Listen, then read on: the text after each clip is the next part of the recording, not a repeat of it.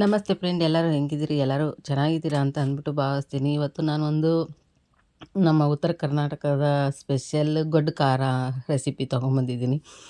ಇದು ಮಸಾಲೆ ದೋಸೆ ಮತ್ತು ರೊಟ್ಟಿ, ಚಪಾತಿ, ಬಿಸಿ ಅನ್ನ ಎಲ್ಲದಕ್ಕೂ ಸೂಪರ್ ಕಾಂಬಿನೇಷನು.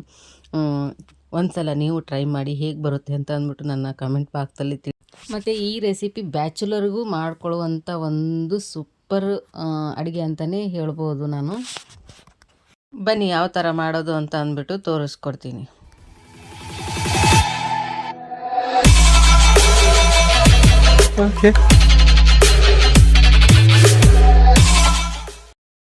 ನಾನಿಲ್ಲಿ 1/4 kg ಕೆಂಪು ಮೆಣಸಿನ್ಕಾಯಿ ತೊಗೊಂಡಿದ್ದೀನಿ. ಎಲ್ಲ ಕಡಿದು ತೊಳೆದ್ಬಿಟ್ಟಿಟ್ಟಿದ್ದೀನಿ ತಟ್ಟೆಗೆ.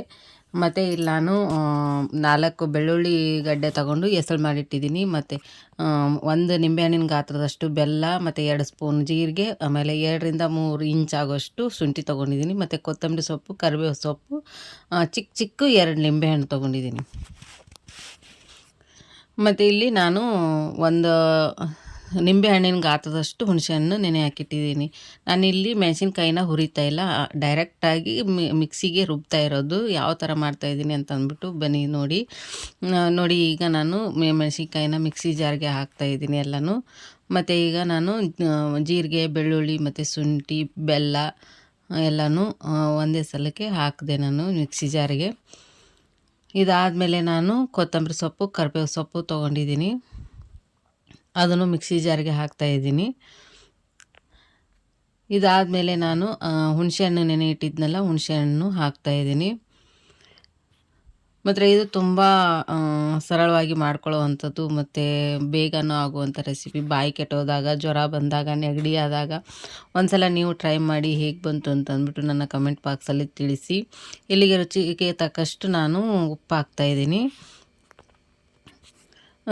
ಈ ಖಾರ ಮಸಾಲೆ ದೋಸೆ, ಮಾಮೂಲಿ ದೋಸೆ, ರೊಟ್ಟಿ, ಚಪಾತಿ, ರಾಗಿ ದೋಸೆ ಮತ್ತು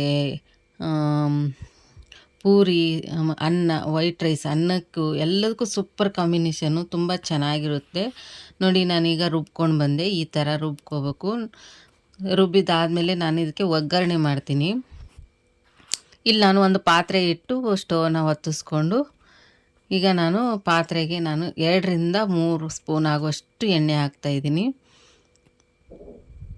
ಎಣ್ಣೆ ಹಾಕ್ಬಿಟ್ಟು ಈಗ ನಾವು ರುಬ್ಬಿದ್ವಲ್ಲ, ರುಬ್ಬಿರುವ ಖಾರನ ಇದಕ್ಕೆ ಹಾಕ್ಬಿಟ್ಟು ಸ್ವಲ್ಪ ನಾವು ಕುದಿಸ್ತೀನಿ ಅದನ್ನು. ಈ ಕುದಿಸೋದ್ರಿಂದ ನಾವು ಫ್ರಿಜ್ಜಲ್ಲಿ 1 ತಿಂಗಳು ಇಟ್ಟರೂ ಕೆಡೋದಿಲ್ಲ. ಈ ಖಾರ ಅಷ್ಟು ಚೆನ್ನಾಗಿ ಬರುತ್ತೆ, ಅಷ್ಟು ಚೆನ್ನಾಗಿಯೂ ಇರುತ್ತೆ. ಮತ್ತು ಇದು ನಾವು ದಿನ ಕಳೆದಂಗೆ ರುಚಿನೂ ಟೇಸ್ಟ್ ಚೆನ್ನಾಗಿರುತ್ತೆ. ಸೂಪರ್ ಕಾಂಬಿನೇಷನು ಇದು ರೊಟ್ಟಿ, ಚಪಾತಿ, ನಿಜ ಹೇಳ್ತೀನಿ ನಾನು, ದೋಸೆಗೆ ತುಂಬ ಚೆನ್ನಾಗಿರುತ್ತೆ. ಒಂದು ಸಲ ನೀವು ಟ್ರೈ ಮಾಡಿ ಹೇಗೆ ಬಂತು ಅಂತ ಅಂದ್ಬಿಟ್ಟು ನನ್ನ ಕಮೆಂಟ್ ಬಾಕ್ಸಲ್ಲಿ ತಿಳಿಸಿ. ನಾನೀಗೆಲ್ಲ ಖಾರನ ನೋಡಿ ಮಿಕ್ಸ್ ಮಾಡ್ತಾಯಿದ್ದೀನಿ ಎಣ್ಣೆಗೆ. ನೋಡಿ, ಸೈಡ್ಗೆಲ್ಲ ಎಣ್ಣೆ ಬಿಡ್ತಾ ಇದೆ. ಈಗ ಕೊನೆಯಲ್ಲಿ ನಾನು ನಿಂಬೆಹಣ್ಣು ಹಿಂಡಿಟ್ಟಿದ್ದೆ. ಈಗ ಅದಕ್ಕೆ ನಿಂಬೆಹಣ್ಣಿನ ರಸ ಹಾಕ್ತಾಯಿದ್ದೀನಿ ನೋಡಿ.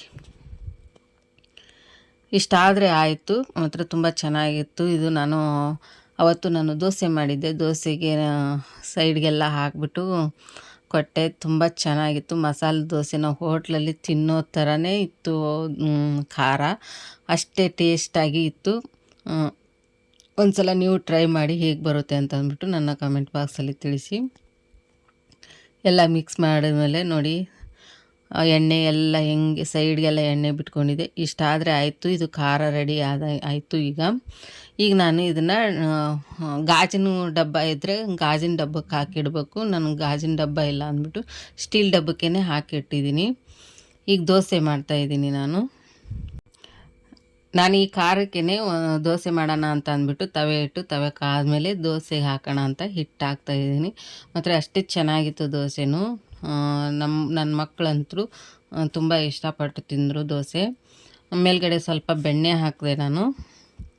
ಅವತ್ತು ಫ್ರೆಶ್ ಬೆಣ್ಣೆ, ಮನೆಯಲ್ಲೇ ನಾನು ಬೆಣ್ಣೆ ಮಾಡೋದು, ಫ್ರೆಶ್ ಬೆಣ್ಣೆ ತೆಗೆದಿದ್ದೆ. ಬೆಣ್ಣೆ ಹಾಕಿ ಖಾರ ಹಾಕಿ ಕೊಟ್ಟೆ. ತುಂಬ ಇಷ್ಟಪಟ್ಟು ತಿಂದರು ನನ್ನ ಮಕ್ಕಳು.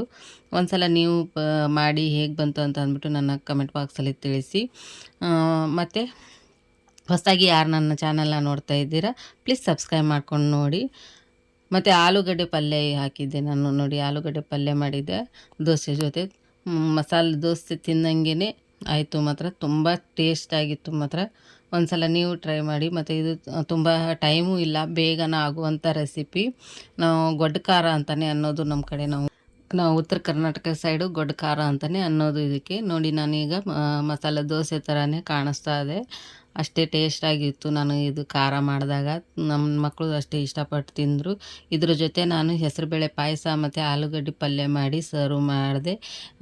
ಹೇಗೆ ಬಂತು ಈ ವಿಡಿಯೋ ಅಂತ ಅಂದ್ಬಿಟ್ಟು ಕಮೆಂಟ್ ಬಾಕ್ಸಲ್ಲಿ ತಿಳಿಸಿ. ಹೊಸದಾಗಿ ಯಾರು ನನ್ನ ಚಾನಲ್ನ ನೋಡ್ತಾ ಇದ್ದೀರಾ ಪ್ಲೀಸ್ ಲೈಕ್ ಮಾಡಿ, ಶೇರ್ ಮಾಡಿ, ಕಮೆಂಟ್ ಮಾಡಿ, ಸಬ್ಸ್ಕ್ರೈಬ್ ಮಾಡ್ಕೊಂಡು ನೋಡಿ. ಮತ್ತೆ ಬರ್ತೀನಿ ನಾನು ಬೇರೆ ರೆಸಿಪಿಯೊಂದಿಗೆ. ಬಾಯ್ ಬಾಯ್.